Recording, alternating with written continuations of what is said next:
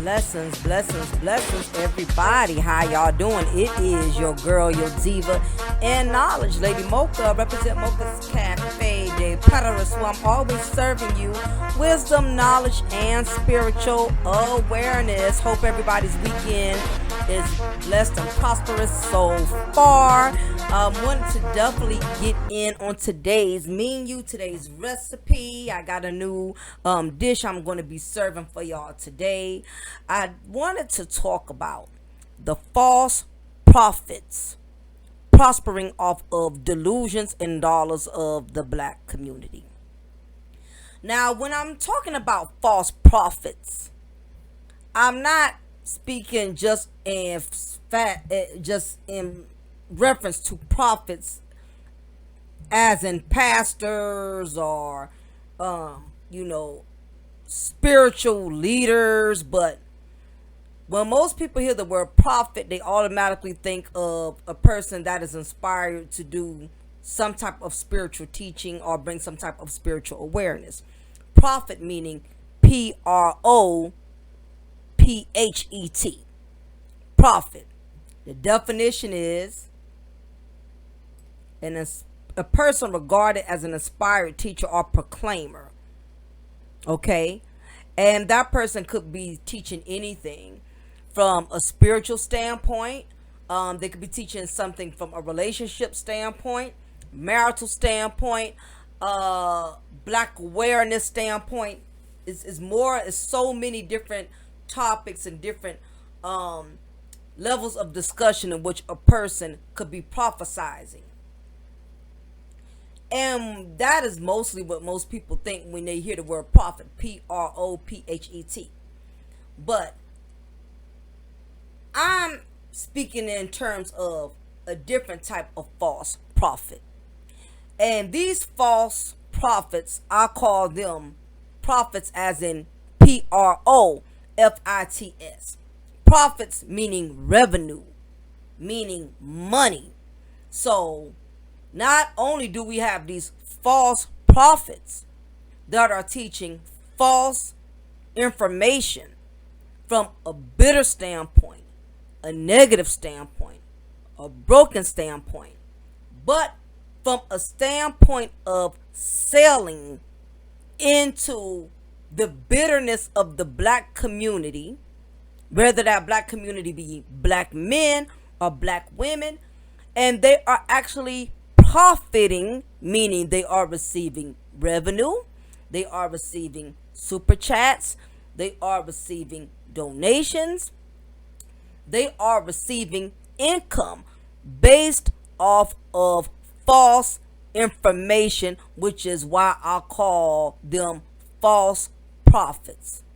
And today's content is false prophets prospering off of delusions and dollars. Now, I realize we are in a world today where fakery is more acceptable than truth. And I'm also aware that people will only consider certain things truth if it relates to their brokenness and their bitterness. If the truth does not relate to their brokenness or bitterness, they don't consider it truth.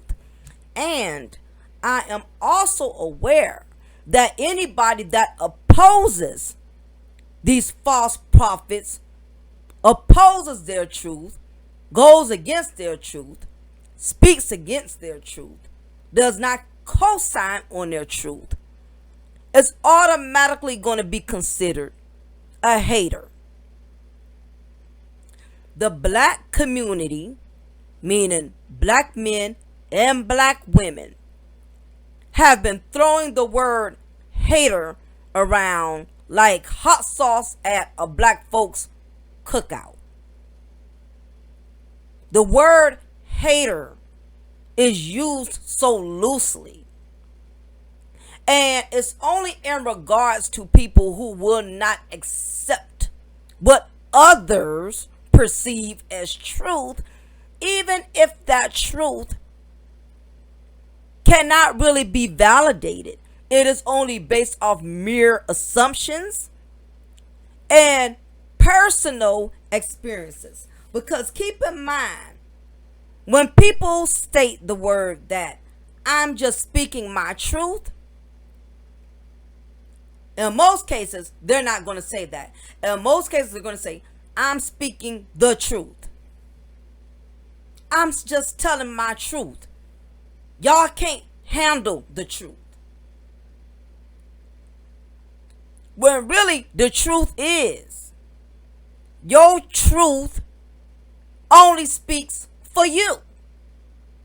Now, there's going to be many that's going to agree to your truth only because they also share your bitterness and your brokenness. So the black community basically, the black community, black men and black women have become so jaded within their own misery, their own bitterness and brokenness. So anytime another black man or black woman puts this negative, false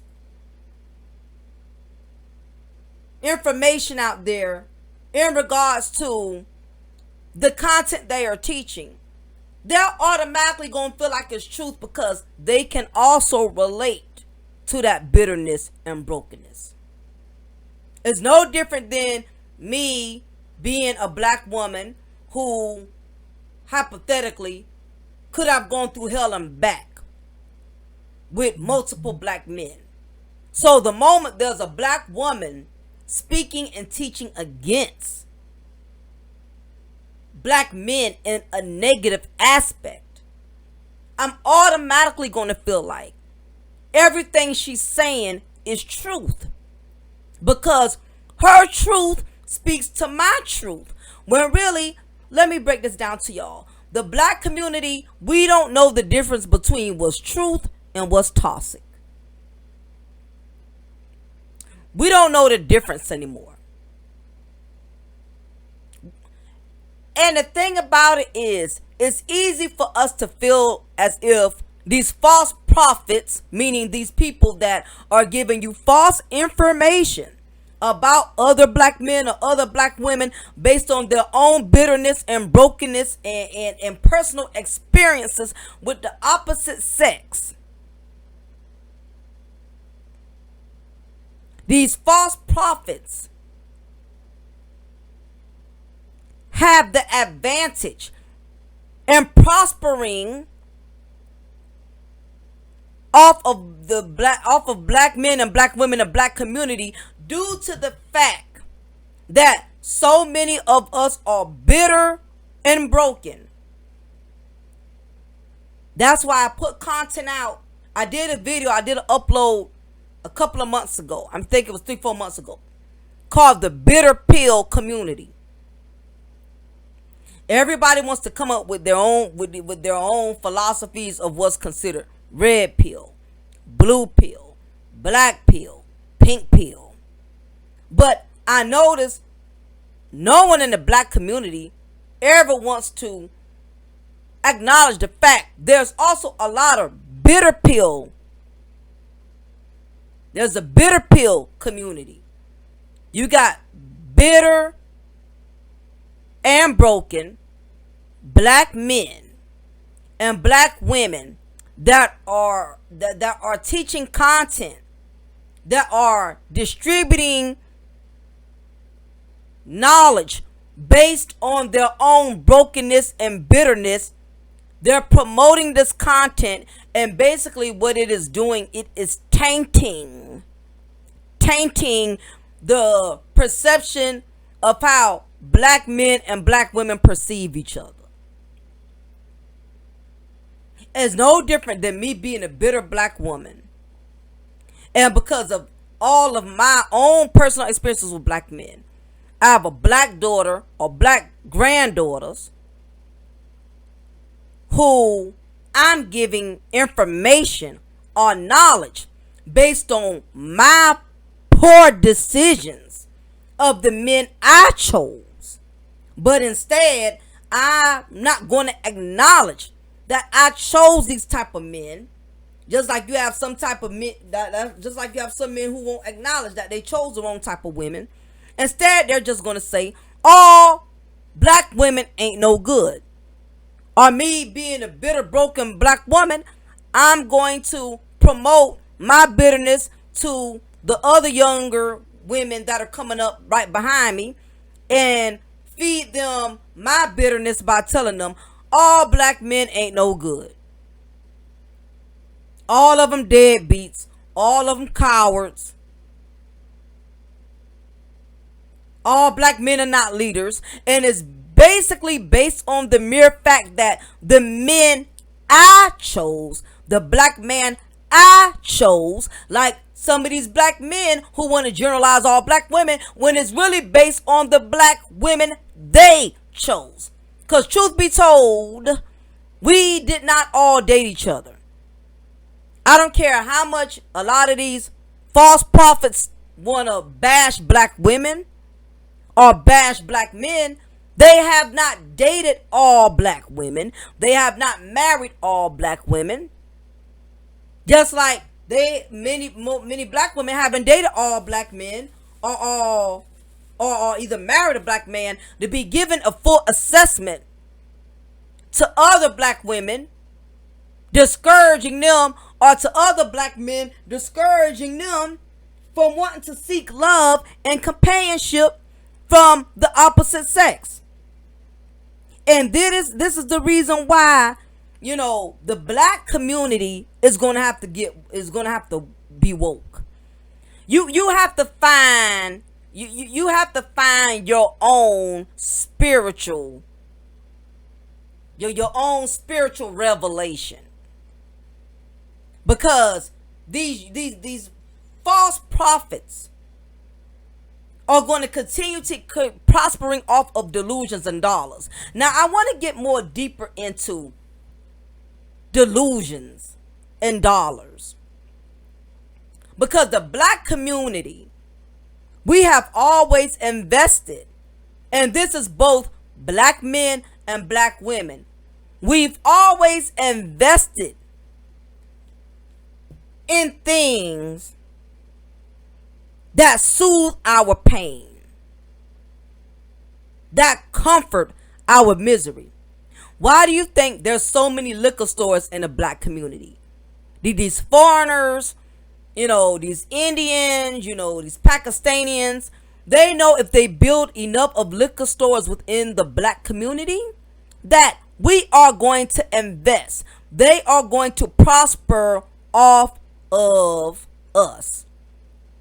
Because the things that are usually not good for us is usually the things that bring us security and comfort. And to be told, when it comes to being a black man or black woman, people have always profited off of our pain. That's why I use the analogy about the liquor store. The majority of men and women in the black community are what? Alcoholics. And this is just a mere example. This is just one factor. I'm not saying that's the only issue that we have, and not saying that it's just only black people who are alcoholics. But let's tackle one subject at a time. Because when we start bringing in other races and other elements, it takes away from the point that's being addressed. So I want us to stay on one topic at a time. Let's stay in one lane. Again, these foreigners know they could profit and prosper off of our pain. So they have all these liquor stores on every corner. Because even though we know it's not good for us, it makes us feel good. Alcohol has a way of helping us to escape our problems. It has a way of giving us temporary comfort. And just like these foreigners, that's just one thing I can state. These foreigners who build every hair store, every beauty supply store in all the black neighborhoods. You notice you don't see a lot of beauty supply stores in the white neighborhoods because a lot of these Chinese, Japanese, Koreans, or whatever know that a lot of us as black women, we don't value ourselves enough to where we don't feel we can go without certain things. And that's not to say because you are a black woman, you like to wear your makeup, you like to wear your hair, you like to be feminine and dress up and get certain things from the hair store, you get your hair bundles, your wigs, whatever, that you have low self-esteem. But truth be told, I remember during the pandemic when sisters wasn't able to go to the hair store and get their hair done, or buy them any tracks, or buy them any wigs. A lot of sisters was suffering. I know here in my small town, during the pandemic, that COVID, when it first was on the rise really bad, and we had curfews and they was shutting down all type of businesses. They was only allowing essential businesses to stay open, like the gas stations and the grocery stores.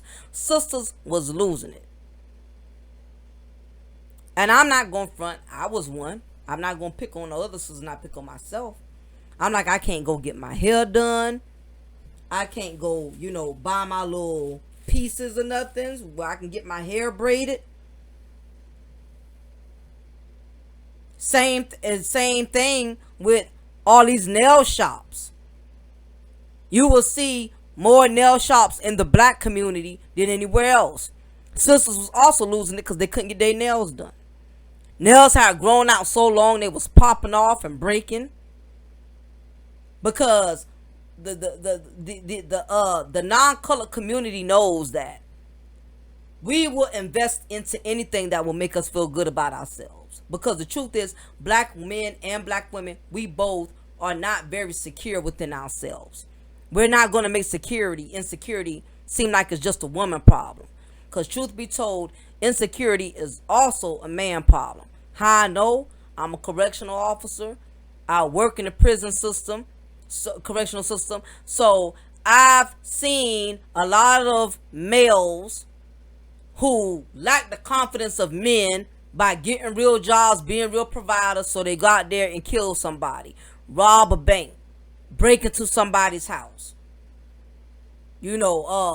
hold a convenience store up at gunpoint because they're too lazy to get a job. They ain't confident enough to go out there and seek work like a real man supposed to. I work in a profession where I'm around better males day in and day out who had no structure as a man to work, provide, take care of your family, keep your hands clean so you don't have to become a part of the system. You can be out in the free world, taking care of your wife, taking care of your children, and building and having something solid for yourself. So we're not going to make insecurity seem like it's just a woman problem. I know men, personally, inmates in my facility who have killed women through strangulation. I got 2 of them in my unit now that's going to be transported off to prison any day. Black males, grown men, over 30, self-esteem so low because a woman no longer wanted them, a black woman no longer wanted to take their abuse, no longer wanted to carry them, or whatever the case was, allowed their insecurities and their lack of masculinity to get them in such a rage, they strangled these women to death. I know 2 of them who are in my facility now. And like I said, they don't look like crazy. They don't have that any type of mental incapacities or anything. These are average black men with good jobs. One of them was a fitness instructor. Nice body, nice looking guy, but had some very significant insecure issues based on the fact he strangled a woman with a pair of cloth leggings because she did not want to be with him anymore. For him to be so high value, and you're a fitness instructor, got a nice car, nice home. This ain't no like scrub type dude who a drug boy on the corner selling some rocks, slinging some rocks. This man had a career, but underneath this high value persona was a sicko who had low self-esteem problems, that he had to kill a woman, murder her. He ain't had enough confidence in himself with his high value career and job to just go get another goddamn woman who would be willing to deal with your ass. He was so insecure, his self-esteem was so shot. Even if he caught a cheat, mess around, whatever, let's say, because I don't know the dynamics of what provoked him, but damn, your self-esteem was that low, high value man, fitness instructor, 5-bedroom home in the white suburban community, that you had to kill another black woman. You couldn't just go and get you another one and build your life and make it bigger and better. No, you're going to do life in prison over a woman who didn't want you. So she left here not wanting you. So I don't see what the benefits was in it, but we'll save that for another time. But this is what I'm saying. The black community is broken in so many ways. And the unfortunate part is you have all of these so-called false prophets, meaning dating coaches, these pastors, these leaders who promote content like they're all for the brothers or they all for the sisters. But meanwhile,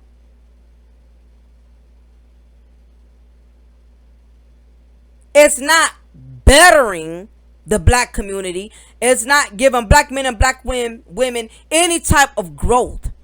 As I stated before on one of my other contents, a lot of these false prophets are promoting fast food content. What does fast food do?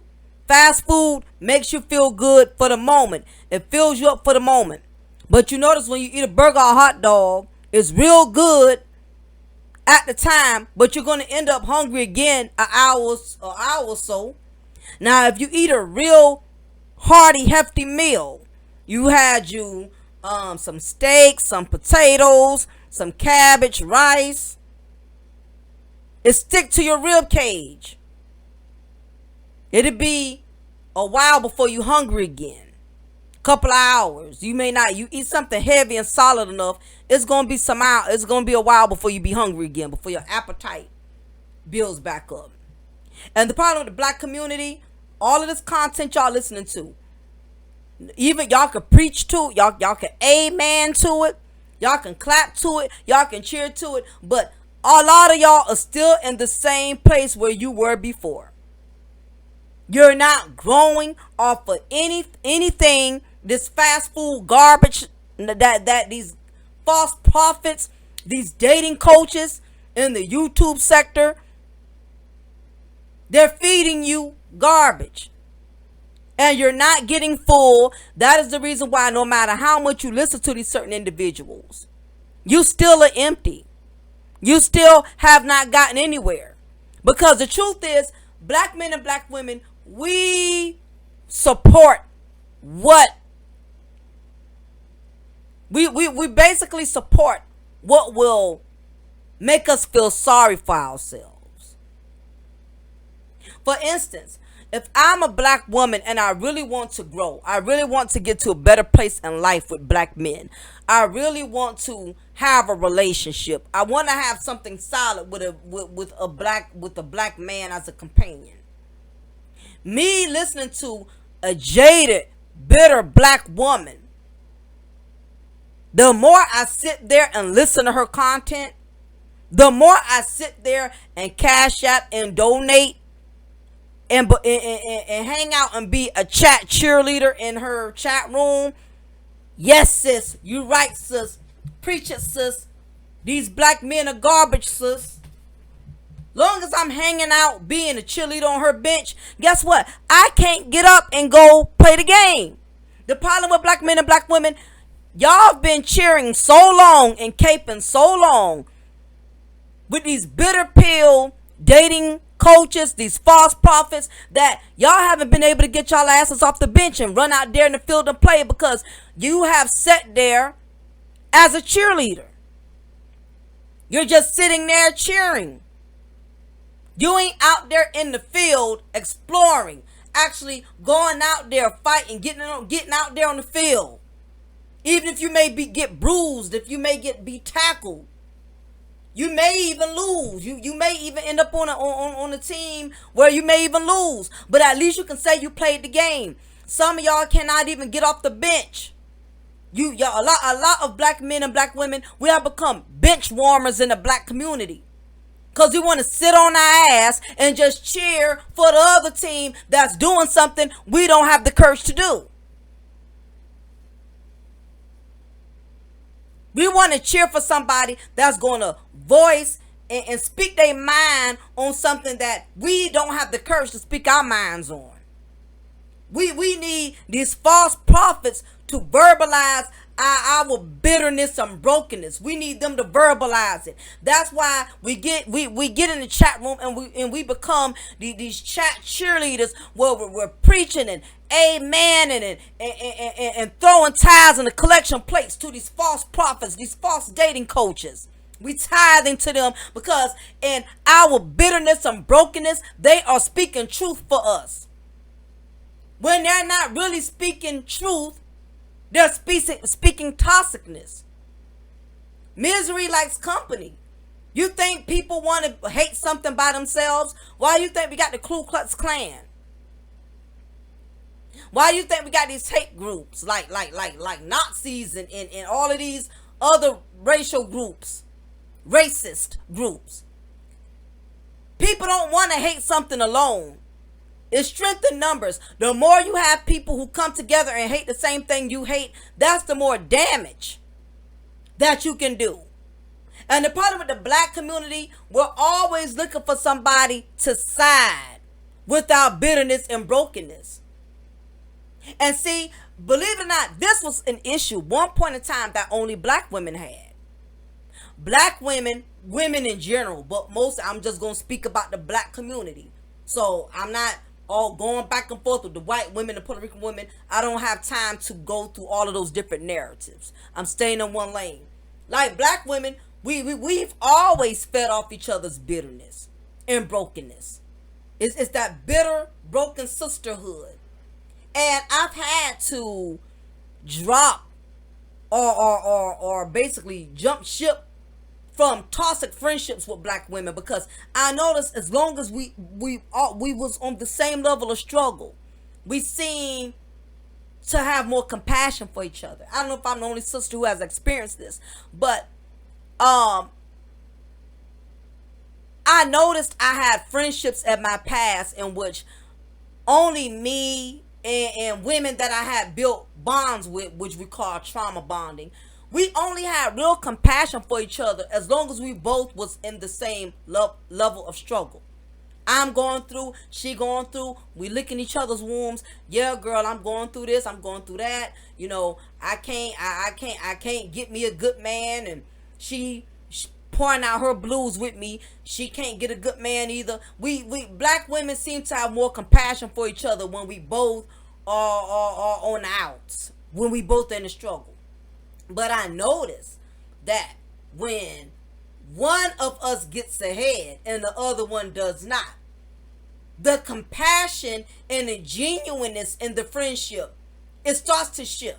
And I know I'm not the only sister who's experienced this. And some of you brothers, y'all probably experienced this with other black, with your boys. Because I've had black men who came in my chat room and said, Mocha, it's not just a black woman problem. I have fallen out. I had to stop dealing with certain dudes because of the same thing.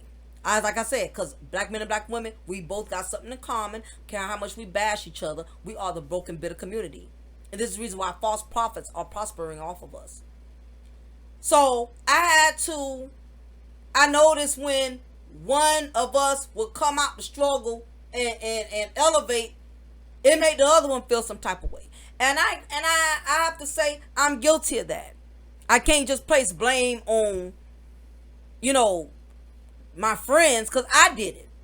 You know, I'm like, here it is. We both been in the same level of struggle together. And here it is, somehow, an opportunity, a door open for her. So she done left me behind in my struggle. And I got to hear about her greatness. I got to hear about her success. And I can't share that with her because I don't have that. I don't have that greatness. I'm still in my struggle. So she's telling me all her greatness. I can't relate to her at this point. And it's sad that black people, we can only support each other when we're on the same level of struggle. Like I said, I'm guilty. I've done it. It took me a while to get off of that and learning, hey, you got to be happy for this person. Your time gonna come. God gonna open the door for you. God gonna bless you. Until then, you know, you got to let this person have their moment. Enjoy their moment. Your turn to come. But again, it takes growth and maturity. And having a relationship with God and understanding that you will have your time. There's a time for everything. And like I said, one point in time, this was just only an issue with women. Women, we've always been very competitive by nature. Always had that spirit of enviousness. And again, it takes maturity, it takes growth, and it takes having a relationship with God to sincerely be happy for your friends and know your time is coming. But now I'm starting to notice you have a lot of men that are doing what women used to do. Or women or is doing what women is doing. They're trauma bonding. Now, men have always been known to be leaders. Men, back from my era, in which I'm aware of, men never led each other to hate anything. I remember being in the 60s, 70s, the men in that era did not influence or encourage other black men to hate, but to pretty much rise above it or build from hate. The civil rights era. The civil rights, Martin Luther King did not teach black men to go out there and kill the whites and shoot and assassinate them, kill them. No, he was promoting unity.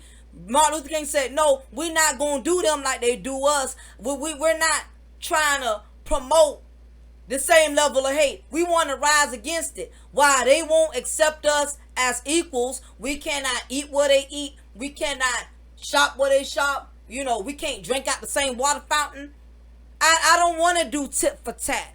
I'm promoting that we come together and fight to build so we can have those same rights. That is what was called being a leader. Men were leaders, and they led men to build off of hate, from hate, to not promote it.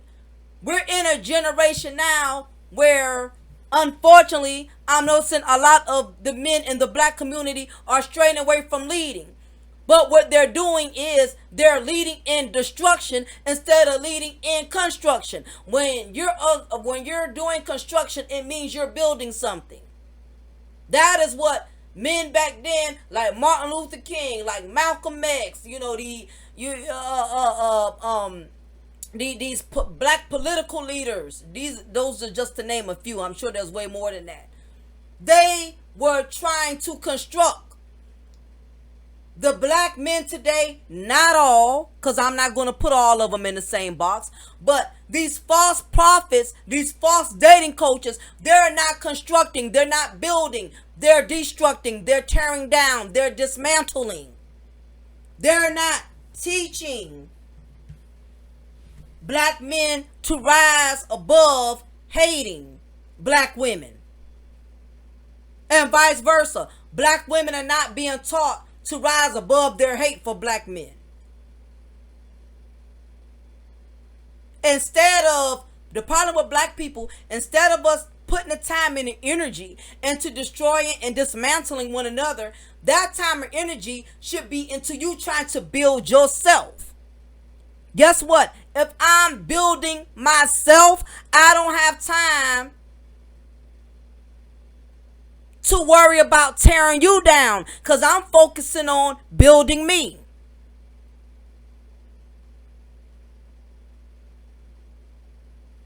And that is why black men and black women, y'all need to be woke, because y'all been hibernating off of these false prophets that are prospering off of your delusions and dollars. Because again, as I stated, black people, we are the easiest to pimp when it comes to our delusions.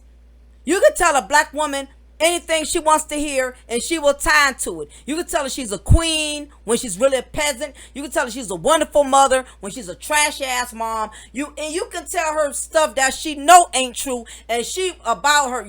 She knows you lying, but the fact that you said it and it sounds good, she will invest in you.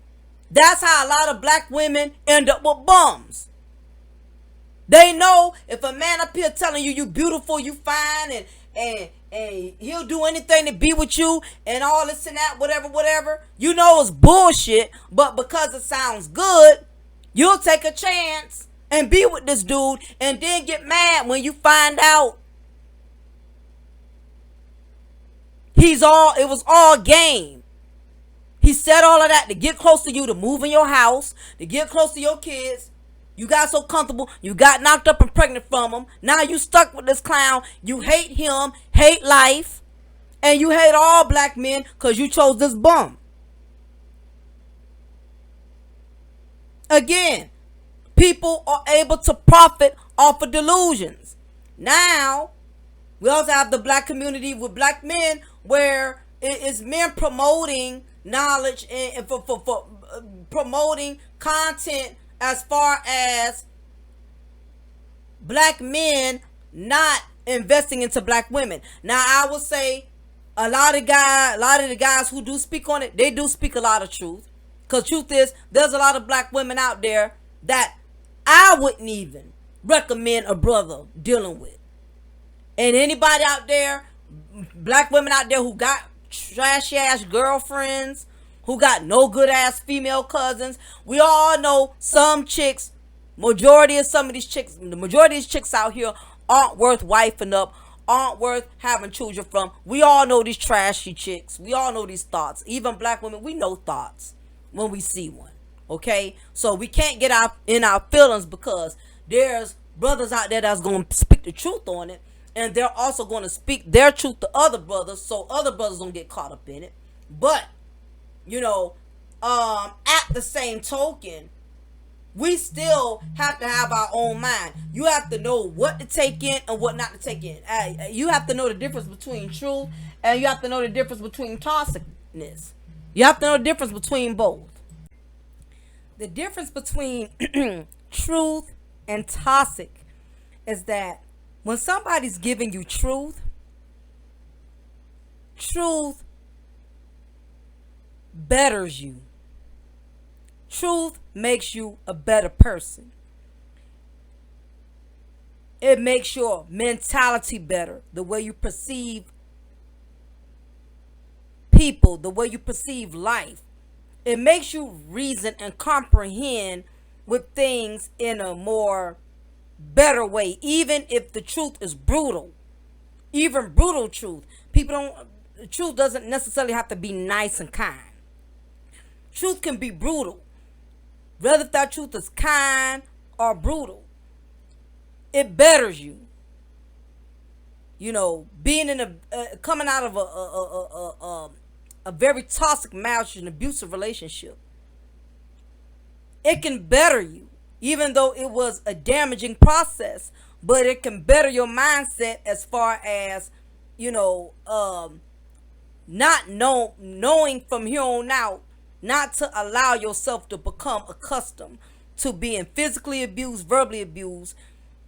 Also, it can help you to better yourself by teaching other people, other young men, other young women, to not allow themselves to be mistreated or taken advantage of like you have. So Even brutal truth has its advantages.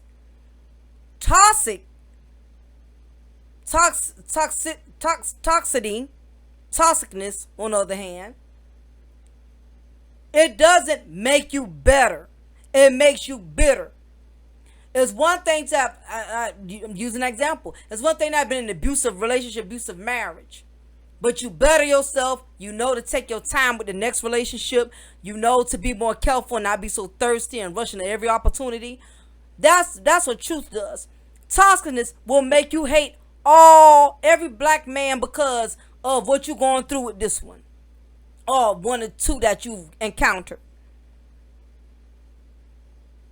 Or toxicness because you married the wrong black woman who took advantage of you, who used you and played you. Now you're going around here hating all black women instead of you just learning from that one, knowing I'm just not going to choose that type of black woman. See, there's a difference between truth and toxic. And the problem with y'all false prophets, y'all false dating coaches, y'all false dating experts that really have not had to show y'all any receipts or proof or verification that they are qualified and certified in giving any type of marital or dating, premarital or dating advice. What they're doing is making your mindset toxic, how you perceive life, how you perceive things. They're enhancing your toxic way of thinking to the point to where you're not growing. You're not growing. You're not building. It's not elevating you to do better. If anything, it's encouraging you to be bitter. And if you listen to this toxic, bitter pill content coming from these black content creators that promote anti-black male and anti-black woman, this black bashing culture, you listen to this stuff day in and day out. You keep feeding it, you eating it.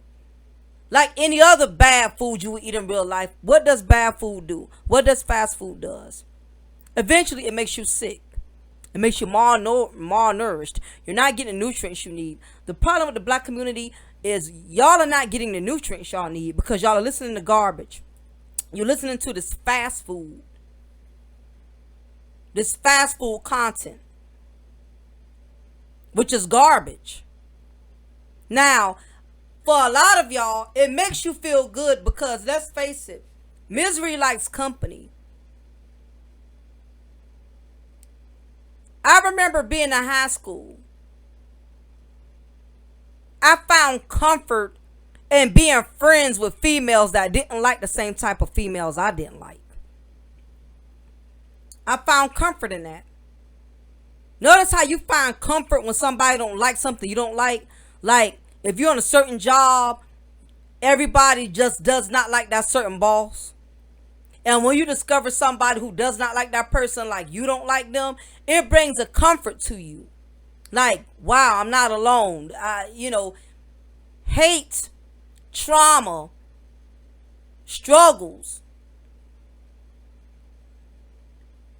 battles is what is drawing the black community to one another.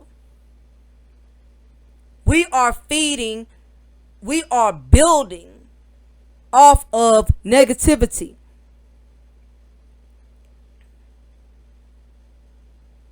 Because think about it.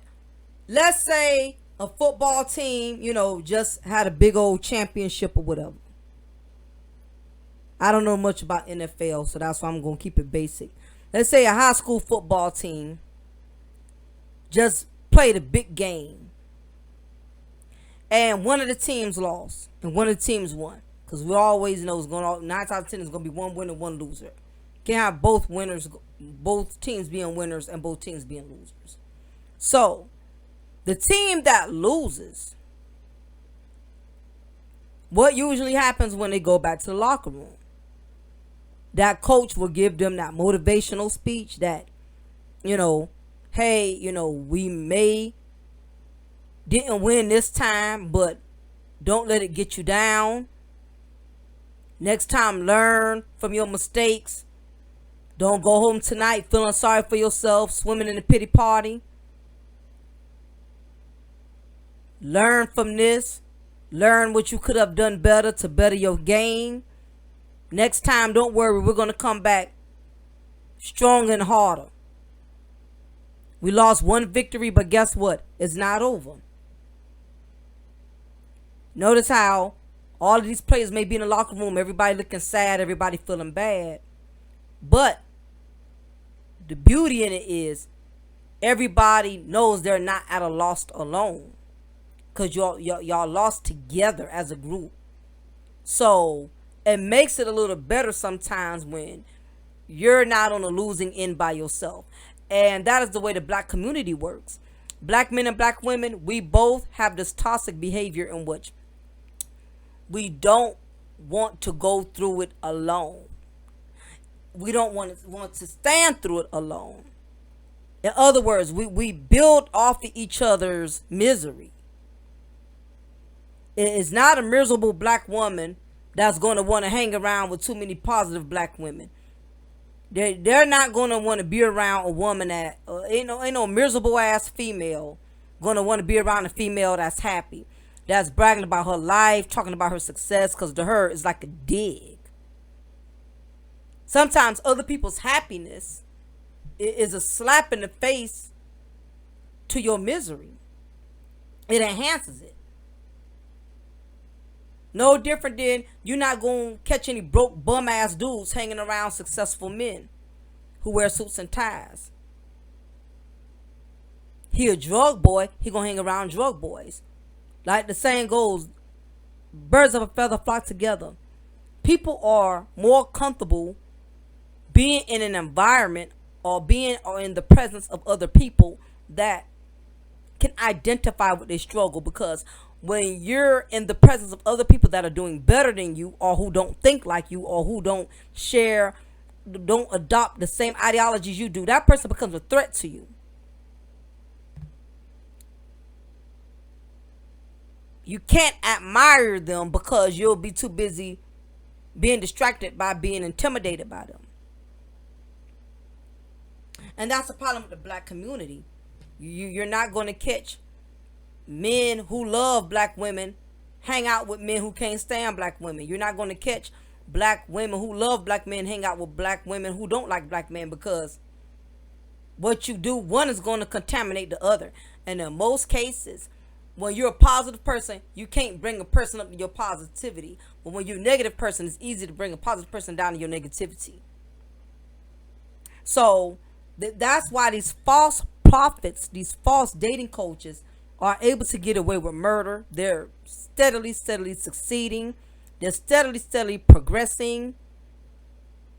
And it's because it's so many miserable souls out there. They're so miserable. Anytime you have a big following a person that's contributing negative content, toxic content, unless you know how many miserable individuals you have. Anybody who's talking about anything positive, they're not going to have a lot of views. They're not going to have a large fan base of success, because it's more miserable people than there is happy. And people want to go where other people can identify and relate to their struggles, to their failures. If I've always failed with having a positive relationship with black men,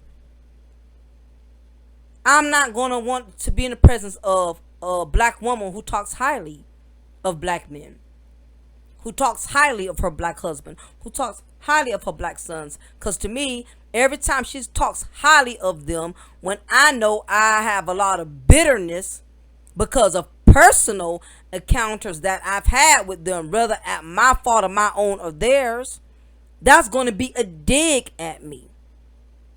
So I am going to hang in the company of black women who hate what I hate, so I don't have to feel uncomfortable and I don't have to feel like I'm out of my element.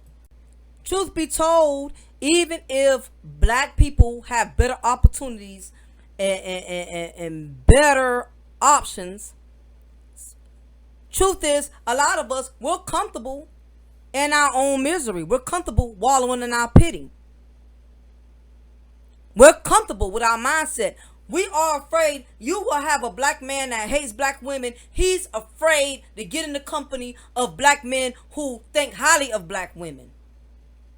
The more he's around, because his mindset is programmed and is cemented into hating black women, his skin will crawl the moment a black man has anything positive to say about a black female.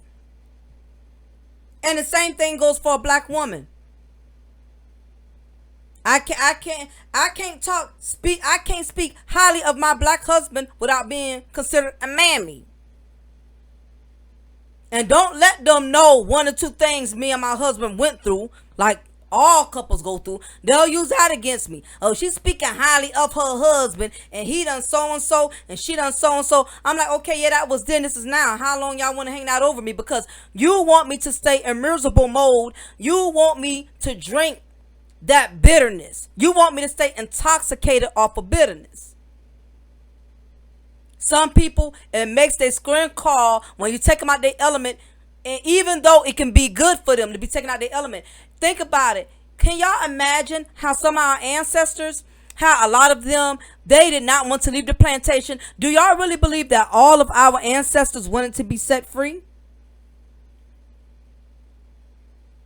Don't go by the history books. We're not going to talk about the well-known advocates, that tried to make a way for blacks to have freedom, like Harriet Tubman and W.E.B. Du Bois. No, we ain't talking about the ones that we know are in the history books who have proven they wanted freedom and that they fought for it. What about the ones that did not want to leave the master and the plantation? What about those? There was some slaves that would not dare run away. They was comfortable with their master letting them eat bird seeds, letting them stay in a little raggedy, nasty shacks. They would rather stay there than to take a chance and escape to freedom, looking down the line. Yes, I may take a chance taking my life, but I'ma die here. So I'd rather go die by fighting for my freedom, taking a chance leaving this plantation, and whatever obstacles I run into, I'll deal with it. But then you had these other egos who said, oh no, I'm going to stay right here with Massa, pick this cotton, tolerate being raped. I'm going to just deal with it. I'm going to deal with watching this master rape my wife over and over again, and now producing my children to become slaves. Well, I'm going to stay right here. I'm telling, not everybody wants to let go of bitter bondages. And this is why the majority of y'all are following y'all cult leaders, these black bashing cult leaders. That's why a lot of y'all are full-time members of these black bashing advocates, these bitter pill brothers and bitter pill broads. Y'all want to listen to them because that is what makes you feel good. You scared somebody gonna take you out your element. You afraid somebody gonna make you think different. And it's sad that black people have the stigma that if somebody takes me out of my negative thinking or my bad process of thinking, that means they got control over me. That means they changing me. Well, actually, your black bashing bitter pill sister and brothers, they are the ones that's still controlling your mind. If you're not willing to change your mindset, you're still being controlled. So a lot of y'all, while you're thinking somebody's controlling you once they get you to change your outlook on life, a lot of y'all are being controlled because you can't change your outlook on life. You're letting these false prophets not only profit off of you financially, but let me tell you something. They're even taking your voice away. A lot of y'all can't even comment in a section unless you pay them. When was giving your own opinion, when did that stop being free? Y'all are not even understanding that a lot of these false prophets, they already have y'all as minions, because they're even controlling the fact that you can't even speak your own goddamn mind unless you are a member. And guess what? If you're a member, you're not going to go against the grain, because you don't want to keep investing and put money into something and then stand a chance of getting evicted or put out of the cult that you so dearly worship. Like these church members, they know the pastor, a lot of what he's saying ain't right, a lot of what he's doing ain't right, but because they've been tithing to him forever, they don't put so much money into the church, they don't want to leave that church. I know people who don't want to leave a congregation even though they have not spiritually grown, even though they have not spiritually,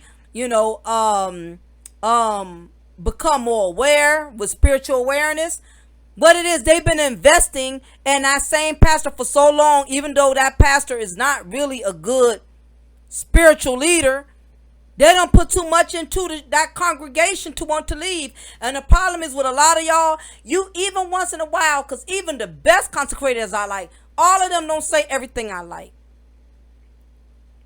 Which is what, but at the same time, I don't feel afraid or threatened to not say my mind or speak my mind, because I'm not paying them monthly, tithing to them monthly. I may cash app or drop a super chat here and there, but I'm less inclined to having to feel like I have to constantly co-sign on the fact that I'm investing into someone who can possibly boot me at the moment I go against his or her talking points. And anybody who really has any real love for their followers or people who support them, they'll take the good and the bad. They will appreciate those who agree with their viewpoints as well as those who disagree. There's been times I had certain viewpoints, certain content I was doing, and I had one or two, subscribers were like, well, Mocha, this is my opinion. I really don't think it's that. And they gave me a different outlook on it. Like, you know what, shit, I ain't think about that. Because I'm telling you, it don't matter how big you are. Guess what? A student can always learn. A teacher can always learn from a student. It don't have to always be the other way around. It don't always have to be the student learning from the teacher. Teacher can learn from the student. There's been times I taught my lieutenants, my sergeants, something that they didn't know, and vice versa. But yeah, again, like I said, you got these brothers, they getting as bad as black women. They tithing into men that are making them think they are bigger than what they are. Just like you got black women around here being told they are queens, even though a lot of them are nowhere near queens, they straight peasants. You got brothers around here being told they're high value when they're low value, great value, knockoffs, generic, nowhere near on that level. But these false prophets lying to them and making them think they're something they're not. That's how a lot of black women got infiltrated and got taken advantage of by Derrick Jackson. He built a lot of sisters up to believe that they were worth something that's, truth be told, some of them was not. Every black woman ain't no queen. Sorry, sisters. All y'all ain't queens. All of y'all don't deserve a great husband. All of y'all don't deserve a great baby father. I'm going to tell her how it is. Just like I feel like a lot of black men, all of y'all don't deserve good black women. Let's get real. All of y'all don't deserve for a woman to give you her precious womb and bear children from you. Everybody is not worthy of a good man or a good woman. Everybody's not worthy of it. But we're living in, the black community has this false sense of entitlement. where we really feel as if we deserve certain things because other people got you believing that you deserve. And really, a lot of these false prophets, they don't even deserve to have that title of being able to give advice, being able to guide other people. Because the truth is, a lot of them are misguided within themselves. If you knew them personally and knew their struggles, and knew they wasn't living half of what they was preaching, you wouldn't even think twice about listening to them.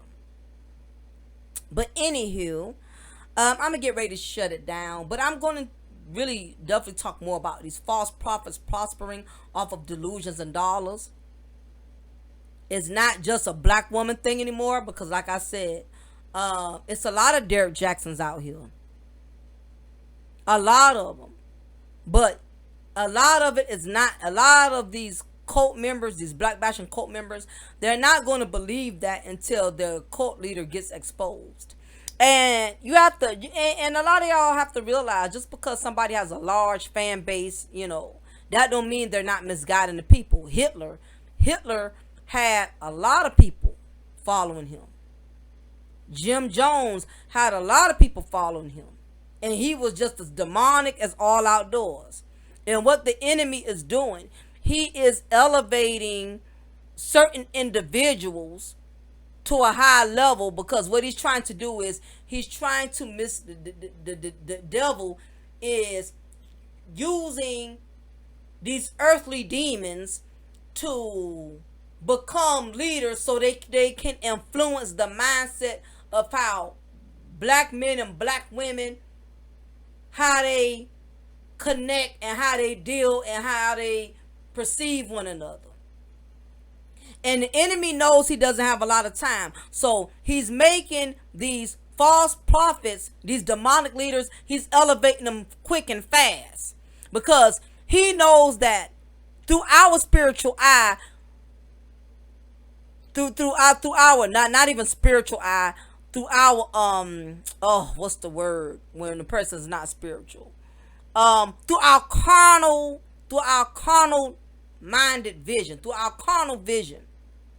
He knows that below the spiritual level, that men and women, we believe what we see. We believe what we see. If we don't see it, we don't believe it. So in other words, we will go by what we see, meaning we got to go by how many views you got. We got to go by how many fans you got. We got to go by how big your notoriety is. We got to go by how big your numbers is. This is the reason why so many people on this earth, so many non-spiritual, non-woken people that's still hibernating. All these hibernating souls that still ain't woke yet to what's really going on.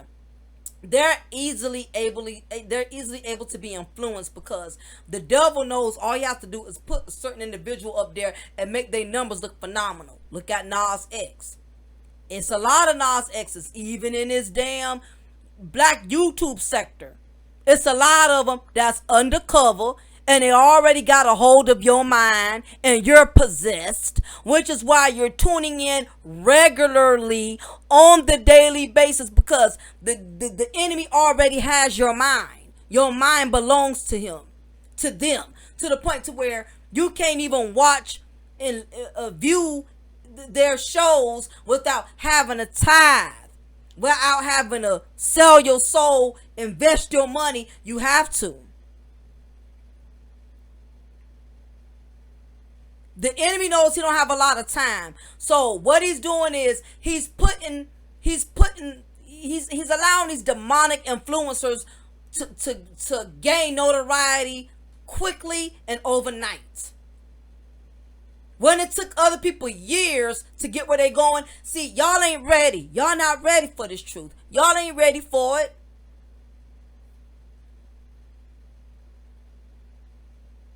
When God gives you something, it's going to be natural. It's going to be steadily progressing. It's going to be a gradual. Blessings are gradual. Put it that way. Blessings are gradual. It's a difference between fame, being famous, and being blessed. Blessings in some cases can come overnight, but in most times there's a certain level of struggle, even in the blessing, because God wants you to appreciate the blessing. That's why He will allow you to struggle within it. So when you do get that blessing, you won't sabotage it. Fame is instant, and the enemy is giving those who he has already recruited. He's already made a deal with the lost souls he's already appointed, who he's going to use. And those are the ones he's pushing up there quickly. Because the devil wants to get as many souls as possible. He don't have a lot of time to do it because he don't want people to get right. It's kind of like a man, if he want to hurt, if he really want to smash a chick, he know he can't take too long trying to get it. He know the longer he take to get them draws, the more hesitant she gonna be. He got to hurry up and get it in by taking out the dinner, calling her, constantly spending time with her. He know if he has a mission to get this woman in bed, he can't slow drag it. The longer he drag it out, the less likely she's going to give in. And that's the same way the enemy works. A lot of y'all are looking at numbers, but y'all are not looking at the enemy has a plan. He's putting certain people up there because it's a narrative he's trying to push. And the narrative he's pushing is demonic. But he cannot push the narrative until he has appointed a lot of souls to support the narrative that's being promoted. But we're going to talk more about these false prophets prospering off of delusions and dollars. Prospering because they can lie to people and tell people they something they not. Or tell people they're not something they are. You'll have people that tell you, oh, you're not educated enough to get to that college. You're not pretty enough. You're not handsome enough. You don't make enough money as a man. You have people that will tell you you're not something too, to prosper off of you. Everybody's not going to tell you something. People got different methods and tactics. These demons have different methods and tactics as to how to corrupt your way of thinking. You got some that'll tell you you're more than what you are, to make you believe you're so deserving, not knowing they're setting you up for failure, because the truth is all of us are not. Or you'll have some that will make you believe you're not worth anything. You're not even deserving of getting certain blessings, to where you will feel down on yourself. You will feel discouraged. And the problem with the black community, we are looking for the wrong people to praise us, to acknowledge us, to worship us, to make us feel we're important. And if we're not getting that, the praises from the people who we admire, then you feel insignificant. And see, a lot of y'all are doing a lot of idolizing. And y'all are not understanding God has a problem with that. And in due time, the people you're idolizing, God is going to bring exposure to them. Because He's going to show y'all, these people who you idolizing, they got demons, they got skeletons in their closet, and before you can really put them up there and make them think that they're more perfect and bigger than me, I'm going to show you how corrupt they are. I'm going to show you how foul they are. I'm going to show you how damaged they are. And it's not only to teach the person a lesson that we are idolizing, but it's going to teach those who have followed that individual. So keep in mind, when God has felt a person has gotten too far beyond to where now they're thinking they're bigger than Him, He will bring them down and allow them to fall. So everybody who ever admired and worshiped these individuals, they can also see, never get so big to where you think I cannot bring you down. Because warning comes before destruction. Slowly but surely, all these little exposures that everybody wants to keep overlooking and condoning and making excuses, well, it really wasn't like that. God is going to put something in y'all face so big, so strong, so heavy, y'all not going to be able to put the goddamn fire out. Because God knows his children. And he knows we will lie to ourselves because there's something we really want to believe in. And when you really want to believe in something, you're going to justify any little thing you can find. But God is a God who never fails. He's going to put it so big next time. Ain't going to be no second guessing. Ain't going to be no getting around it. Ain't going to be no lying about it. Ain't going to be no covering it up. Ain't going to be no excuses. It's going to get so big. It's not going to be nothing no one can say or do to cover it. Because God knows what it takes. God will make you wipe denial from out your eyes. He will make you face things for what they are. God will give you little signs and little hints. But when he see you're going to keep lying and justifying these false prophets that you keep idolizing, he is going to bring them down so hard, you're not going to be able to lie and try to make sense of it with your carnal-minded self. Because that's the world we in. Everything that's supposed to be wrong, everybody making it right. Everything that's supposed to be right, everybody making it wrong. That's the world we in. People are slowly, but surely giving a pass on things that are ungodly. Things that were seen as despicable, things that were not tolerated, things that were a no-go. Slowly but surely, y'all are embracing all of that. Homosexuality, all this stuff, you know, it is what it is. I don't knock what people do. But all of this stuff that y'all keep condoning, guess what? Y'all can change it all y'all want to fit your narratives, but the word is not going to change. The word is going to stand. The word is solid. And what you do with your life that's your business. And we're not just going to pick out one sin. This fornicating. This, having ungodly sex with married people who are already yoked with somebody. We're not going to just pick out the sins we think are the most important. Sin is a sin. And it's definitely a sin to idolize anybody on this earth, and that's okay. Everybody who was ever big, even with success, and a lot of y'all again are hibernating because you can't look around and tell these successful people how they have been taken from us, these legends, and people who are actually worth talent. But guess what? God don't like that. God does not like that idolizing. And y'all keep doing it. One thing to like what somebody say and respect what somebody say, but y'all caping so hard to the point y'all disrespecting other people who don't agree.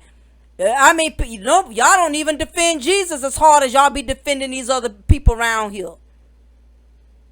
But it's okay. It's okay.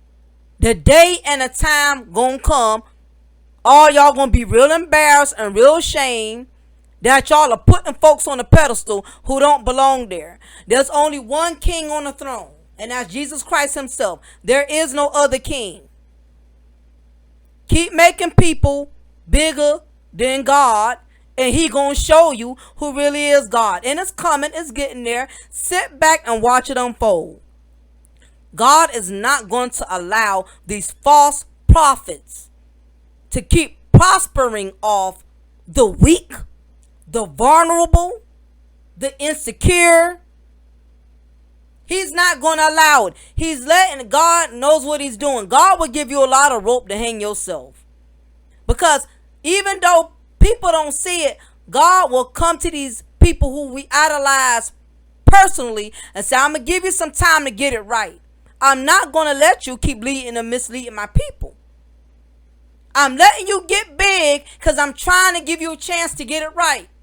And once I feel you still ain't got it right, once you hit that certain mark, I'm going to shut your ass down. And it's coming. A lot of people going to get shut down because they're doing too much and they think they God and they think they Savior themselves. But anyway, I know this message was too deep for y'all. We're going to talk about this another time. What y'all think of these false prophets that are prospering off the delusions in dollars? These black female consecrators and these black male consecrators who want to keep highlighting the faults and flaws of the opposite sex. Anyway, we don't need to keep no names. We don't need to put no names. You want to put initials, that's fine, but let's keep the names to a minimum, because we got some die-hard cult members here who are ride or die for people who won't even come in their house and drink their water. Drink a glass of water from them. But that's another story. So anyway, y'all, I'm going to shut it down. It is your girl, your diva of knowledge, Lady Mocha. Represent Mocha's Cafe de Paris. Ladies, if you haven't already, please subscribe to my Mocha's Ladies Lounge. That's my only channel for females only. Guys, don't forget, June 16th, I got the Melanated Minds Matter Therapeutic Space for Black Men. I'm going to be doing a live panel with 6 guys. We're going to be talking about issues amongst black men. Ever since the passing of DMX, I felt it was imperative that I started a movement for black men with black men to deal with their mental health, their mental well-being. I think we need more of that. I already got a space for women where I can do that at Mocha's Ladies Lounge. But I also want to do that for the men as well, because also as a black woman, I want to not only encourage more black men, I want to learn more from black men also. That way on my woman's only channel, I can help sisters out a lot more. And this is for people who only want it. Not encouraging nobody to do anything. If you're comfortable with hating black women or hating black men, do you. There's plenty of content creators that support that movement, and I ain't knocking them. Kudos to them. But if you want a different perspective in life, then the opportunity is available. I'm only presenting it to people who really want it. So I'm not holding hostage to it. Anyway, before y'all leave, please hit that like button. It's only free. If you want to cash out to this movement, $GYMONDGYRL. So anyway, y'all have a blessed weekend. I'll be hollering at y'all soon. Take care. Bye.